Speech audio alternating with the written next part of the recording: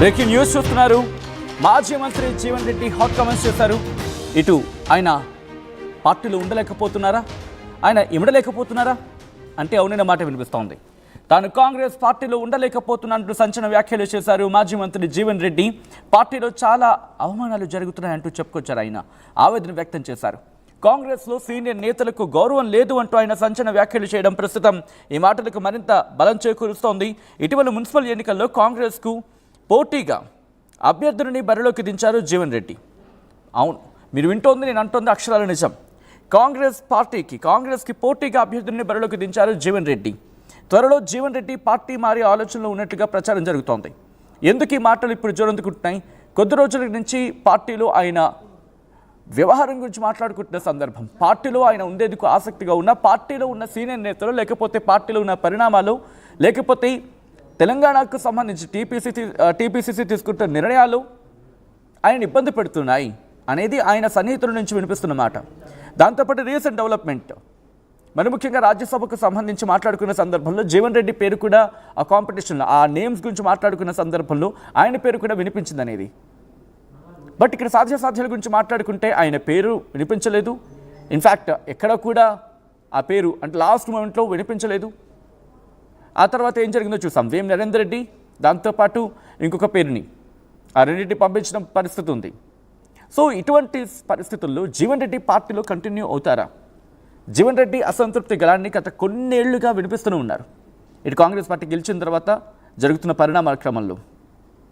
ఎందుకంటే మరి ముఖ్యంగా రాజ్యసభకు పంపించే సందర్భంలో ఆయన పేరు వినిపించినప్పుడు అభిషేక్ మను సింఘ్వి, దాంతోపాటు వేం నరేందర్ రెడ్డి ఇద్దరి పేర్లు ఎప్పుడు ఖరారయ్యాయో ఆయన సన్నిహిత వర్గం నుంచి వినిపించిన మాట కాస్త అసంతృప్తితోనూ ఉన్నారు. పార్టీ వ్యవహార శైలి మీద అసంతృప్తితో ఉన్నారు. కాంగ్రెస్ పార్టీకి ఆయన లాయలే, ఇది ఆయన సన్నిహితులు చెప్తున్న మాట. బట్ పార్టీలో కొంతమంది కీలక నేతలు వ్యవహరిస్తున్న తీరు మాత్రం ఆయన తీవ్రంగా ఇబ్బందులు గురి చేస్తోంది. ఈ నేపథ్యంలో అసలు ఇంతకీ ఆయన ఏమన్నారు? జీవన్ రెడ్డి చేసిన హాట్ కామెంట్స్ ఏంటి? ముందుగా చూద్దాం, ఆ తర్వాత ఇన్ డీటెయిల్గా మాట్లాడుకుందాం. దీనికి పార్టీ మార్పుడికి ఏమైనా సంబంధమా? ఇప్పుడు ఒక్కటి బాబు, ఏ అంశమైనా కానీ మీకు తెలియకుంటే ఇది జరగదు. ఈ అంశం మీకు తెలియకుంటే ఇది జరగదు.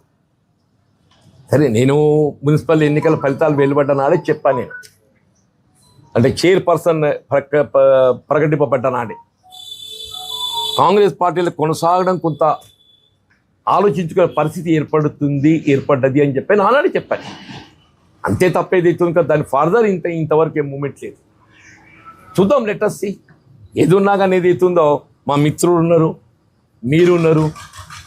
సమయం సందర్భం వచ్చినప్పుడు ఏదైతుందో ఏ నిర్ణయం తీసుకున్నది మీ ద్వారానే విలువ. దీనికి పార్టీ సమయం సందర్భం ఏదైనా మీ నుంచే నేను తెలియజేస్తా. అండ్ ఒకవేళ అటువంటి నిర్ణయం కనుక తీసుకునే సిచ్యువేషన్ లాంటిది వస్తే కనుక నేను ఖచ్చితంగా చెప్తా అంటున్నారు. అటువంటి ఆలోచనలో ఉన్నారా? అఫ్ కోర్స్ కొన్ని సందర్భంలో ఆన్ ద రికార్డ్ చెప్పకపోవచ్చు, ఆఫ్ ద రికార్డ్గా మాట్లాడే ప్రయత్నం చేస్తూ ఉంటారు. ఆయన కావచ్చు, ఆయన సన్నిహితులు కావచ్చు. ఎటువంటి చర్చ ఉంది?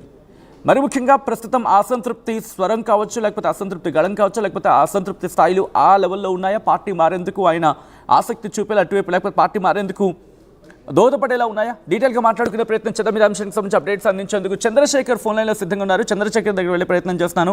చంద్రశేఖర్, జీవన్ రెడ్డి పార్టీ మారే ఆలోచనలో ఉన్నారా? మరి ముఖ్యంగా ఆయన మాట్లాడిన ఆ అంశం గురించి మాట్లాడుకుంటే ఎక్కడో పార్టీ మారచ్చు అనే ఒక అంశం రిప్లికేట్ అవుతోంది. Is it so? Sachin, municipal ఎన్నికల నేపథ్యంలో ఆయన అసంతృప్తి అనేది తారా స్థాయికి చేరుకుంది. ఎందుకంటే గతంలో బీఆర్ఎస్ పార్టీ నుంచి విజయం సాధించినటువంటి ఎమ్మెల్యే డాక్టర్ సంజయ్ కుమార్ కాంగ్రెస్ కండువా కప్పుకున్నారు. అభివృద్ధి సంక్షేమం కొరకు నేను బీఆర్ఎస్ ఎమ్మెల్యేనే, కానీ ప్రభుత్వంతో పనిచేస్తా, కలిసి పనిచేస్తా అనేటువంటి మాటను చెప్తున్నారు. డిఫమేషన్, పార్టీ ఫిరాయింపుల నిరోధక చట్టానికి సంబంధించినటువంటి కేసు నడుస్తున్నటువంటి సమయంలో ఇదే అంశాన్ని స్పీకర్ సైతం ధృవీకరించినటువంటి అంశం మనకు తెలుసు. అప్పటి నుంచి గతంలో 10 సంవత్సరాలు ప్రభుత్వంలో ఉన్నప్పుడు బీఆర్ఎస్ వాళ్ళు కాంగ్రెస్ నేతల్ని తీవ్రంగా ఇబ్బంది పెట్టారు, సతాయించారు, ఎన్ని రకాలుగా అక్రమ కేసులు బనాయించాలో అన్ని చేశారు. ఇది నాకు తెలియకుండా ఎలా జాయిన్ చేసుకుంటారనేటువంటి తీవ్రమైనటువంటి ఆగ్రహం, ఆవేశం అన్ని ఆయన జీవన్ రెడ్డి మాటల్లోనే మనం విన్నాము. సీనియర్ మంత్రులు, కాంగ్రెస్ సీనియర్ నేతలు సైతం సంధానించేటువంటి ప్రయత్నాలు చేశారు. అయినప్పటికీ అప్పటి నుంచి అసంతృప్తి అనేది కొనసాగుతూనే ఉంది. కాంగ్రెస్ పార్టీలో 2 గ్రూపులుగా విడిపోయారు. కొంతమంది జీవన్ రెడ్డి నుంచి వచ్చినటువంటి కార్యకర్తలు డాక్టర్ సంజయ్ వర్గం వైపు చేరుతారు. అలాగే కొంతమంది ఇప్పటికీ చాలా బలంగా జీవన్ రెడ్డి వైపే ఉన్నటువంటి పరిస్థితి మనం గమనించవచ్చు. ఈ క్రమంలో కాంగ్రెస్ పార్టీ తీసుకున్నటువంటి నిర్ణయాన్ని సవాల్ చేస్తూ మున్సిపల్ ఎన్నికల్లో నా అనుచరులు నన్నే నమ్ముకొని దాదాపు 50 సంవత్సరాలతో పాటు నాతో పాటు ఉన్నటువంటి వాళ్ళకి నేను న్యాయం చేయాల్సినటువంటి ఆవశ్యకత ఉంది అంటూ జీవన్ రెడ్డి తనదైన స్టైల్లో ఇండిపెండెంట్ అభ్యర్థులకు మీరు ఓటు వేయాలి అంటే పోటీలో ఉన్నటువంటి నేపథ్యంలో ఆయన 17 మందిని గెలిపించుకున్నారు. కాంగ్రెస్ పార్టీ బీఫామ్ ఇచ్చారు కొంతమందికి, అలాగే స్వతంత్ర అభ్యర్థులుగా ఎవరికైతే రాలేదో బీఫామ్ వారికి స్వతంత్ర అభ్యర్థులుగా బరిలో దింపి గెలిపించుకున్నటువంటి నేపథ్యం జీవన్ రెడ్డిది. ఈ క్రమంలో అధిష్టానం తీసుకున్నటువంటి నిర్ణయం మేరకి తమిళ వాణి జయరాం డాక్టర్ సంజయ్ వర్గానికి చెందినటువంటి వ్యక్తికి మున్సిపల్ చైర్పర్సన్ గా ఎన్నిక కావడం జరిగింది. అప్పుడే నాకు తీవ్రమైనటువంటి అసంతృప్తి, ఆవేదన ఉంది. ఎందుకు ఇలా చేస్తున్నారు, ఏం చేయాలి అనేది త్వరలోనే నేను నిర్ణయం తీసుకుంటానని చెప్పి ప్రకటించడం జరిగింది. అప్పటి నుంచి కూడా జీవన్ రెడ్డి చాలా తీవ్రమైనటువంటి అసంతృప్తితో ఉన్నటువంటి మాట వాస్తవం. సన్నిహితులతో ఇప్పటికే చర్చలు జరుపుతున్నారు. ఏం చేయాలి, తదుపరి కార్యాచరణ ఎట్లా అయితే బాగుంటుంది. ఇన్ని రోజులు ఇలాంటి అవమానము, ఇలాంటి సెల్ఫ్ రెస్పెక్ట్ లేకుండా ఉండేటువంటి అంశం ఎవరికి ఉండొద్దు.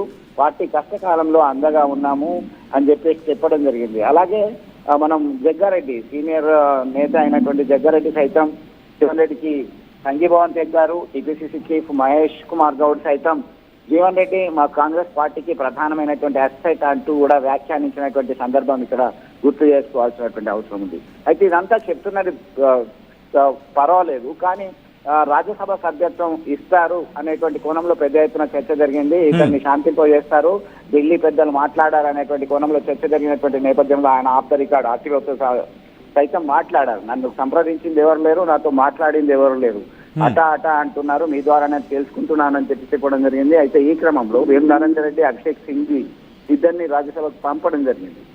ఇక్కడ మళ్ళీ జీవన్ రెడ్డి అనుచరులకి, జీవన్ రెడ్డికి ఒక షాక్ లాంటి నిర్ణయం అని చెప్పుకోవచ్చు. దీనిలో ఇంటర్నల్ గా జరుగుతున్నటువంటి ఇష్యూస్ ఏంటంటే జీవన్ రెడ్డిని ఇప్పుడు పట్టించుకోవాల్సినటువంటి పరిస్థితి లేదా అనేటువంటి కోణంలో అధిష్టానము అలాగే రాష్ట్రంలో అధికారంలో ఉన్నటువంటి పెద్దలు ఆలోచిస్తున్నారనేటువంటి కోణంలో అసంతృప్తి వ్యక్తం చేశారు.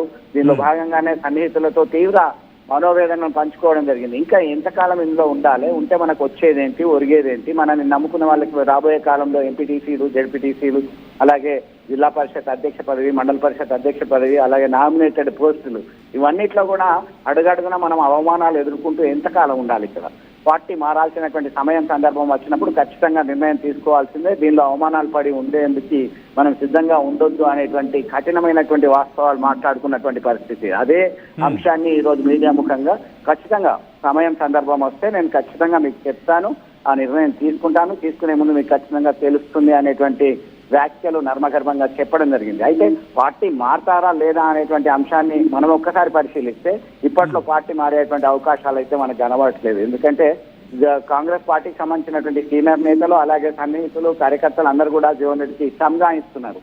మనకి మంచి రోజులు వస్తాయి, మీరు కొద్దిగా ఓపిక పట్టండి, ఖచ్చితంగా మనకి మంచి గుర్తింపు ఉంది, మీరు కష్టకాలంలో పార్టీకి చేసినటువంటి సేవల్ని అధిష్టానము, ఢిల్లీ పెద్దలు సైతం గుర్తించుకుంటారు, మీరు కొద్దిగా ఓపిక పట్టండి అని చెప్పి చెప్తున్నటువంటి పరిస్థితి చూద్దాం.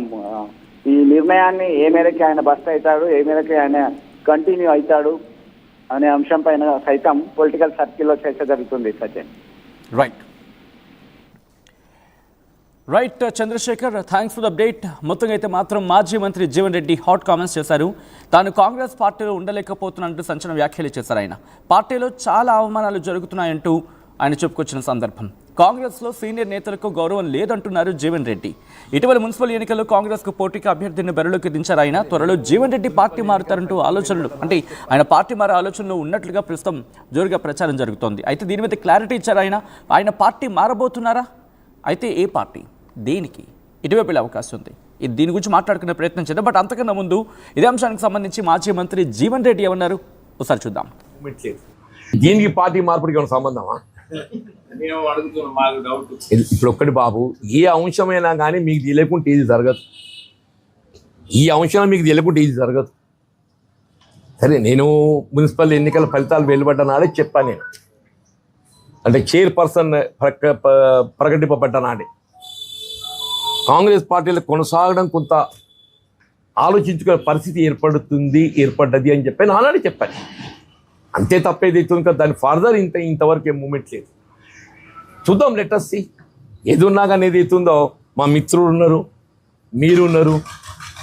సమయం సందర్భం వచ్చినప్పుడు ఏదైతుందో ఏ నిర్ణయం తీసుకున్నా మీ ద్వారానే విలువ.